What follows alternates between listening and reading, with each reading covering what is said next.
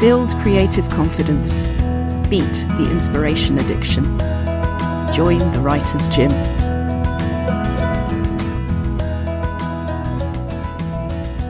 Way back before the writing room, I used to go to cafes with a friend or several friends, and we would each be in our own world on our own laptop or in our own notebook, in our absolutely own universes, but still with somebody around to look after things. And that was what inspired me to believe the writing room was a necessity in my life. And it grew with the Writer's Gym, and you turn up for as long or as short as you want. And it really is a delight to begin the week like that. I run the writing room every Monday. Anybody on my mailing list can turn up, and we sit and we write, and some of us have our cameras on and some of us have our cameras off, and it is all about having the company.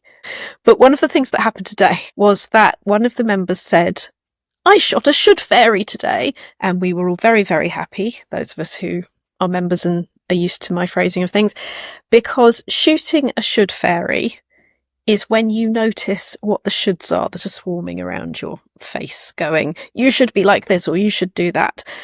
The thing about the should fairies is the real way they overwhelm you is not by telling you what to do, but by telling you that there is a right answer and a wrong answer. So if, like this Writer's Gym member, you're choosing between options and you're instinctively going, which should I pick? Or so-and-so would probably pick that one. Or somebody would think that this is a better idea than this one.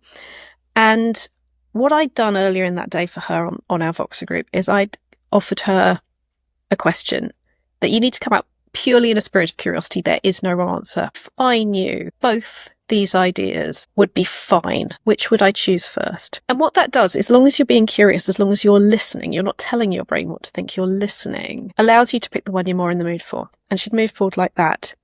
But then another member held up a little piece of paper saying, "Shoot the should fairies," in her gorgeous handwriting, which she now has as a post-it note on her computer every day. And it made me so happy, because there was a time when I didn't know what should fairies were, when I thought the thoughts in my head comparing me to everybody and remembering something unpleasant somebody said 10 years ago or 2 minutes ago about my writing more loudly than my own feelings of, ooh, this is exciting, and more loudly than when people have said nice things about my writing. I thought I was listening to a documentary. I didn't realise that my anxiety is in fact creative writing, not a documentary. It's making up stories.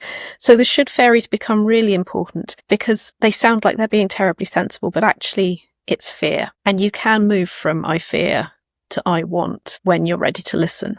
So what she'd done is she was able to tune back into I want and get through that draft. And then, who knows, maybe move on to the other one and do the same.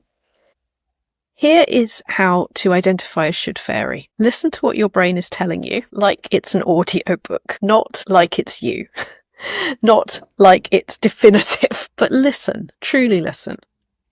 Not even to criticise, just to listen. And look at the character behind those thoughts. What is that character afraid of? What does that character want? What does that character fear? And you'll get to know the character and you'll be a lot more forgiving about what they're saying. And then all you need to do is step back a little and ask, if I knew this was going to be fine, what would I choose? And that's how you find out what you're curious about. And here's what we know about curiosity. Curiosity, confidence, creativity. In that order. Because confidence does not feel like confidence. Confidence feels like focus. It feels like interest. It essentially is curiosity. And it's from that we get our ideas to develop. It's from that we have the fun that creates the individual voice that makes those words happen for us or through us. Yes, it's coming from us, but it can feel like through. It can be that enjoyable. And you can find your way into that a little bit more every day. Listen to the should fairies. Please know you're shooting them with a water pistol, not a gun. And that water pistol is all it takes, because it just takes going, haha, that's silly, and moving forward as your curious, confident, creative self. You've visited the Writer's Gym with author and coach Dr. Rachel Knightley. Production and sound design are by Ashley Lexine, and theme music is by Chris Gregory. To join a Writer's Gym workout online or in London, as a guest or as a member, visit writersgym.com or email thewritersgym@rachelknightley.com.